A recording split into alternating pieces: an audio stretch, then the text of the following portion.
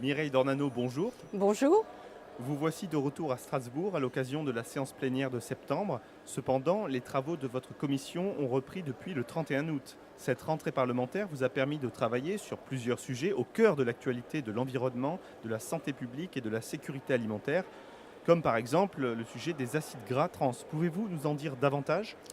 Oui, les acides gras trans sont présents par exemple dans les huiles végétales partiellement hydrogénées de production industrielle.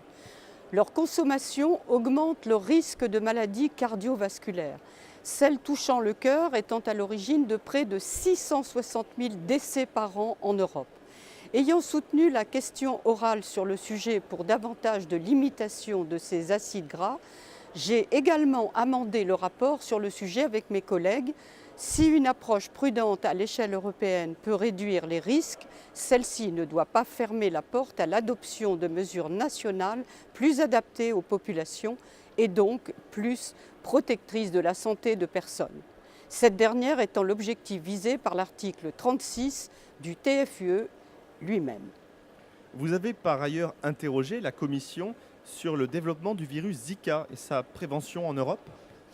En effet, le 1er août dernier, les autorités sanitaires américaines ont recommandé aux femmes enceintes d'éviter une partie de la ville de Miami en Floride face au risque de contamination du virus Zika par les moustiques. Après le premier décès survenu aux États-Unis sur l'île de Porto Rico, le virus Zika semble continuer sa propagation et ce, par le biais des flux humains comme les transports et l'immigration notamment. J'ai donc demandé à la Commission si elle comptait prendre des mesures exceptionnelles nécessaires à la protection des populations européennes aux frontières de l'Union et dans les zones de transit. De même, j'ai demandé si d'autres mesures étaient prévues dans le but de contrôler des personnes de retour des Jeux olympiques de Rio. Vous êtes intervenu en séance plénière sur la préservation du patrimoine naturel des Alpes. Quel était le contexte? Il s'agissait de la stratégie de l'Union européenne pour la région alpine.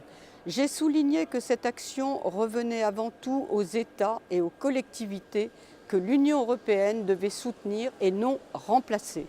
Il existe surtout des coopérations internationales comme la Convention alpine de 1991 qui rassemble plusieurs pays dont la Suisse qui n'est pas dans l'Union. Cela étant, en tant qu'élue du sud-est de la France, je suis très soucieuse de la préservation du patrimoine naturel unique des Alpes qui passe par une gestion durable des forêts et écosystèmes. Cela passe également par la coopération transfrontalière dans la gestion des risques climatiques et hydrogéologiques. Enfin, le maintien des cultures et élevages en montagne, la lutte contre l'exode rural et la consommation de produits locaux sont une priorité. Autre sujet, dans le domaine médical, le développement et l'usage des robots qui posent la question du progrès, mais aussi de l'éthique. Quelle est votre position sur le sujet?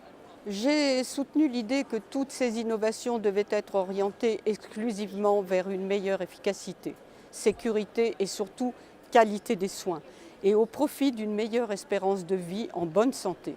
J'ai rappelé que les robots ne peuvent en aucun cas se substituer à la présence humaine et qu'il faut veiller à ce que les professionnels de la médecine ne perdent jamais leur expérience pratique.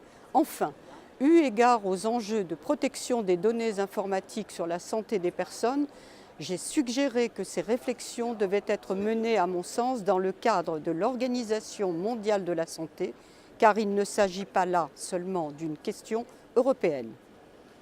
Concernant le plan d'action de la Commission européenne contre le trafic d'espèces sauvages, s'agit-il d'une bonne approche selon vous?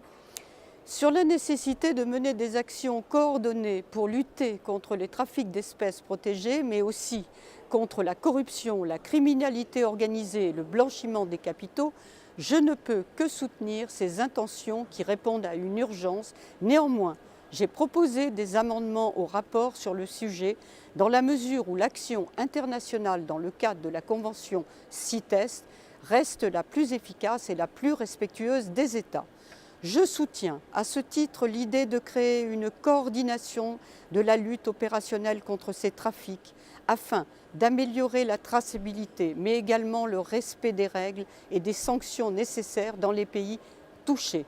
J'approuve l'idée de soutenir les initiatives locales visant à assurer une subsistance des communautés indépendantes des trafics. Néanmoins, j'ai demandé dans nos amendements qu'aucune ingérence politique n'accompagne ces actions.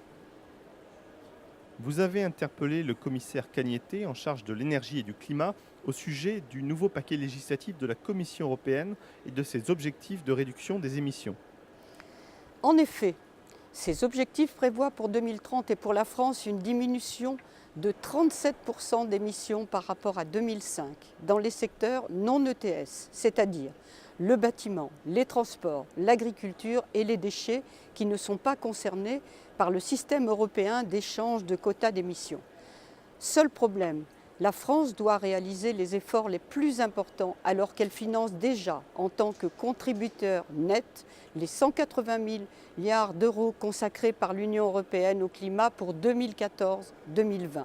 En m'opposant à cette double peine infligée à notre pays, j'ai demandé au commissaire de prendre en compte la situation économique des secteurs visés, notamment en France, pays qui subit déjà le coût de l'Union européenne et les quantités de normes qui pénalisent nos activités productives.